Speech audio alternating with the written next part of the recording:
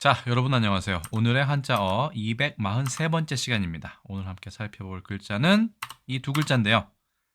어떻게 읽고 어떻게 해석하면 좋을까요? 자, 간략본 영상이기 때문에 짧고 간략하게 설명드리겠습니다.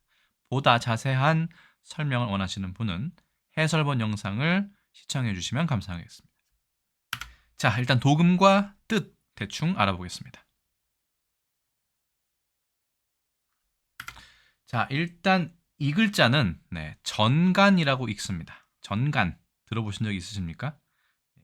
이건 예전 용어고요. 지금은 뇌전증이라는 말을 쓰고 있습니다. 뇌전증은 많이 들어보셨습니까? 네. 이것은 사실은 간질이라고 예전에 부르던 그 질병입니다. 전간. 네. 그런데 이 전간에는 여러 가지 우리가 보통 생각하지 못한 비밀이 좀 숨어 있는데요. 그 비밀에 대해서는 간단하게 설명을 드리도록 하겠습니다. 자, 전간. 일본어 발음과도 상당히 관련이 있는 글자입니다. 바로 보시겠습니다. 자, 첫 번째 글자는 1급의 미칠 전자입니다. 총 24획인데 병들어 기댈 역자가 들어가 있죠. 병과 관련이 있는 겁니다. 써보겠습니다. 하나, 둘, 셋, 넷, 다섯, 여섯, 일곱, 여덟, 아홉, 열, 열하나, 열둘, 열셋, 열넷, 열다섯, 열여섯, 열일곱, 열여덟, 열아홉, 스물, 스물하나, 스물둘, 스물셋, 스물넷. 꽤나 힘드네요. 자, 24획이고요. 미치다. 정말로 영어의 crazy에 해당하는 미치다의 뜻입니다. 자, 두 번째 글자는 간질 간자입니다. 그러니까 두 개 다 사실은 간질을 이야기할 때 쓰는 어떻게 보면 의학 용어라고 볼 수 있겠죠. 한자도. 자, 써보겠습니다. 하나, 둘, 셋, 넷, 다섯, 여섯, 일곱, 여덟, 아홉, 열, 열하나, 열둘, 열셋, 열넷, 열다섯, 열여섯, 열일곱, 17획입니다.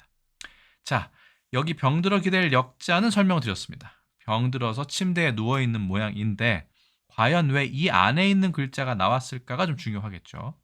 이 글자는 원래 머리를 뜻하는 전자입니다. 혹은 머리가 이제 거꾸로 물구나무 서는 것처럼 해서 거꾸로 쓰러질 전자도 됩니다. 뒤집힐 전자도 되고요. 그래서 이 간질이라는 병은 그렇죠? 순간적으로 정신을 잃고 고꾸라진다라고 해서 이 글자가 붙은 것으로 보입니다. 물론 형성자이기 때문에 이 글자가 음을 담당한다라고 그냥 하고 마무리해도 전혀 문제가 없습니다. 그런데 굳이 이걸 회의자로 표현하자면 이것은 안에서 사람이 갑자기 고꾸라져서 넘어진다. 머리가 땅바닥에 닿는다. 라고 해석하면 될 것 같고요. 두 번째 이 글자 같은 경우는 원래 이 글자가 원형이고 그 다음에 바뀐 게 안에 있는 달월이 날일로 바뀌어서 사이 간자가 되는, 원래 이 글자가 사이 간자였는데 지금은 한갈 한자로 쓰고 있습니다. 문틈으로 달빛이 비치는 거죠. 근데 이번 햇빛이 비치는 걸로 해서 지금 사이 간자가 되어 있습니다. 이 두 글자가 똑같다는 것을 알고 계신다면 이 글자 같은 경우는 이거는 고꾸라져서 갑자기 푹 쓰러진다는, 그죠? 쓰러져서 경련을 일으키죠, 보통은. 이런 뜻을 담았다고 보면 이것은 어떤 뜻이겠습니까? 그렇죠. 네. 매번 일어나는 게 아니라 간격을 두고 일어난다. 어떨 때, 뭐 어떠한 뭐 요인에 의해서 아니면 요인이 없어도 간헐적으로 일어난다 해서 이 안에 사이 간자가 들어간 것으로 판단합니다. 뭐 달월자가 들어가든, 그래서 예를 들어서 한갈 한자가 들어가든 단어는 똑같습니다. 그래서 전간이라는 거는 그런 뜻이 담겨 있지 않을까라고 개인적으로 추측합니다. 여러분 생각 어떠십니까? 자, 그래서 전간이란 표현은 의학 용어고요. 지금은 뇌전증이라는 말로 써야 됩니다. 그래서 유의어는 여러 가지가 있는데 그중에 뇌전증의 전이 의외로 이 전이 아닙니다. 그렇죠? 번개 전자가 들어가 있어요.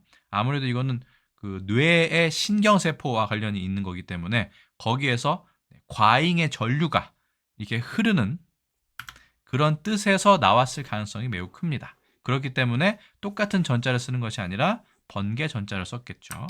여기에 대해서는 일본어 설명을 잠깐 볼 필요가 있습니다. 원래 그 간략본에서는 이런 설명도 안 드리는데 이건 좀 필요할 것 같아서요. 일단 전간을 일본어로 읽으면 땡깡입니다. 일본어로는 땡깡 이렇게 얘기하지만 땡깡이고요. 실제로 우리가 땡깡을 부리다, 땡깡을 쓰다라고 뭐 귀엽게 표현할 수도 있지만 실제로는 간질병에 걸린 것 같다라는 아주 무시무시하고 장애인 차별적인 요소를 많이 포함하고 있는 단어입니다. 그러니까 가급적이면 이 땡깡이라는 표현은 아예 쓰지 않는 것이 어떨까라고 개인적으로 생각하고 저는 쓰지 않고 있습니다. 자, 신경세포의 이상 방전에 의해서 갑자기 사람이 의식을 잃고 쓰는다는 얘기입니다. 그렇기 때문에 이것의 순화된 말은 전간의 지금 현대어는 뇌전증이라고 한다. 이라고 하는 거죠. 근데 이것을 우리가 또 어떤 표현을 쓰느냐? 지랄이라고 씁니다.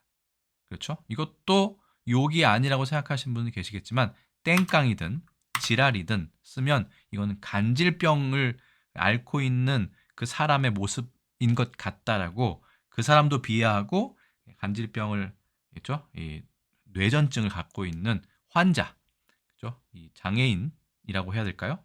글쎄요. 이런 사람들에게도 비하의 뜻을 가지고 있기 때문에 지랄이든 땡깡이든 앞으로는 이 의미를 아셨다면 사용하지 않으시는 게 좋겠습니다. 물론 이 의미를 알고 계신 분들은 이미 이런 표현은 사용하지 않고 계시겠죠. 예를 들어서 연병이란 표현도 제가 몇 번 강조했지만 장티푸스의 전염병을 얘기하기 때문에 이것도 연병이라고 쓰면 그 사람이 장티푸스에 걸려서 바로 죽었으면 사망했으면 좋겠다. 본인한테 쓰면 본인이 장티푸스에 걸려서 금방 죽었으면 좋겠다라는 뜻이기 때문에 지랄이든 땡깡이든 연병이든 이런 표현은 뭐 좋은 표현이 아니죠. 특히 땡깡 같은 경우는 일본어 잔재 중에 아주 쓰레기 같은 잔재이기 때문에 가급적이면 귀여운 느낌으로라도 쓰지 않는 것이 좋겠습니다. 특히 어린아이한테 쓰면 이건 정말 치명적이라고 할 수 있죠. 이미 의미는 아셨으니까 앞으로는 쓰지 않으셨으면 하는 바람을 가지고 있습니다. 자, 전간이란 표현 조선왕조실록에도 나와 있었고요.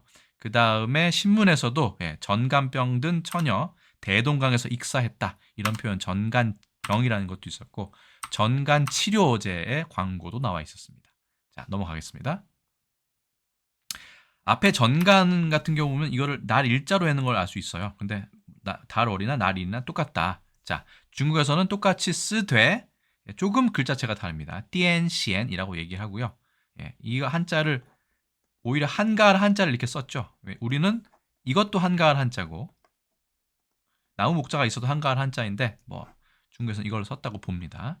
그 다음에 일본에서는 상용 한자가 이게 아니기 때문에 아예 이렇게 쓰지 않고 히라가나로만 땡깡이라고 얘기합니다. 다 간질병, 요즘 말로 뇌전증을 일컫는다라고 보시면 되겠습니다. 그래서 오늘의 한자어 243번째 시간에는 좀 설명이 간략본이지만 길었죠. 미칠 전자, 미쳐 있는 겁니다. 간질 간자 해서 전간에 대해서 말씀드렸습니다. 이 전자 같은 경우는 위아래가 바뀌어서 고꾸라지다. 영어로 굳이 설명하면 upside down이 되는 거고요. 간질 간자는 어떤 텀을 두고 나타나는 증상이다. 그래서 사이 간자, 틈, 간자의 뜻으로 보시면 될 것 같습니다. 자, 오늘 한자어 전간은 어떠셨는지 모르겠습니다. 이것보다 더 자세한 설명 원하시는 분은 해설본 영상을 참고해 주시면 감사하겠습니다. 자, 오늘 설명은 여기서 모두 마치도록 하겠습니다. 여러분, 안녕히 계세요.